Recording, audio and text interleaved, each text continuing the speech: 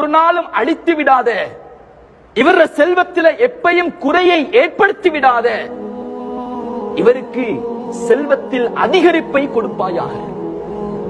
இன்னொரு மனிதர் அந்த இரண்டாவது மலக்கு அந்த மனிதரை பார்த்து சொல்கின்றார், ஒரு அறிவிப்பை செய்கின்றார்.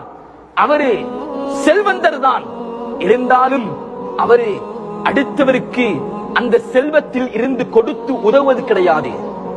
அதை தடுத்து வைத்திருக்கின்றார். அது என்னுடையது, எனக்கு மட்டும் தான் சொந்தம் என்று அதை கொடுக்காமல் தடுத்திருந்தால் அந்த மலக்கு சொல்கின்றார், யா அல்லாஹ், நீ கொடுத்த செல்வத்தில் இருந்து அவர் கொடுக்காமல் தடுத்துக் கொண்டிருக்கின்றார், எனவே அவருடைய செல்வத்தில் குறையை ஏற்படுத்தி விடுவாயா. அவர் எவ்வாறு தடுத்தாரோ அது போன்று நீயும் தடுத்து விடுவாயாக என்பதாக அந்த மனிதரை பார்த்து அந்த மலக்கு ஒரு பதுவாவை செய்கின்றார்.